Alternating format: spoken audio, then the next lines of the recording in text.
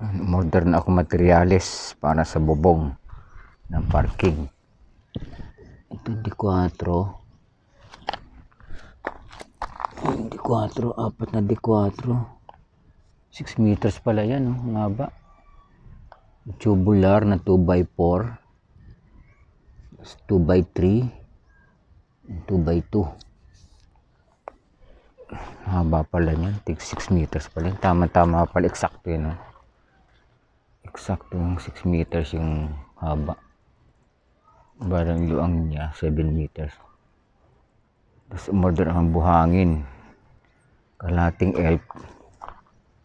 Tapos ito naman ay isang elk naman to, graba.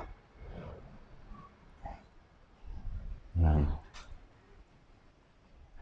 Tapos yung ibang graba naglagay ako dito. Ayan, para maayos siya. Para pag umulan, hindi nag-iipon ng tubig. Ayan.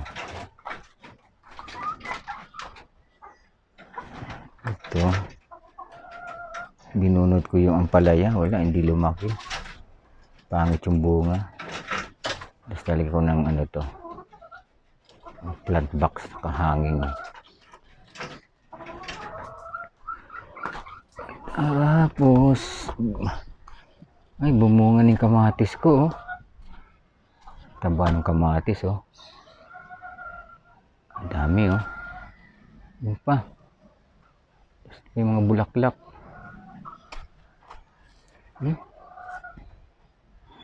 Taba, ah. Ito pa. Ito, yung mga bulaklak na, oh. Tataba, ah.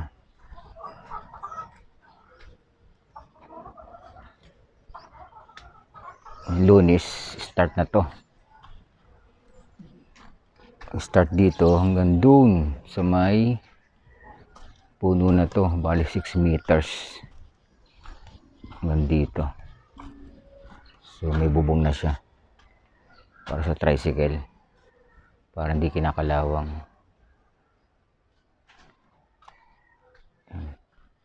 Ito, nagpalit ako ng karburador. Grabe yung nag-extra do. Binalik sa akin, iba na ang iba na ang tulog ng motor. Pinatune up, wala na nangyari. Parang pinalitan daw, eh. Grabe. Bumili ako nito. Ang presyo nito nasa original 7,000 plus. Buti natawaran ko ng 6,900. Isa naman i-stock, wala, hindi kikita. Tapos ito naman,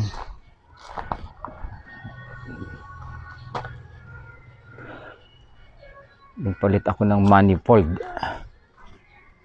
Ayan, ito ng manifold na to, oh.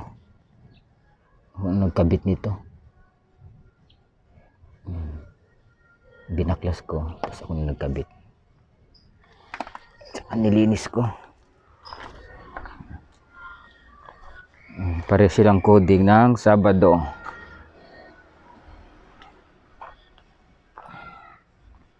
Pag may bubong na, dito ipepesto yan. Para hindi na ulanan pagka hindi pinakalawang. Tama-tama, hindi na tag-ulan. Sila namang pagtrabaho. Mga 5 days. Tapos na to. I-update ko na lang ulit pagka ginagawa na.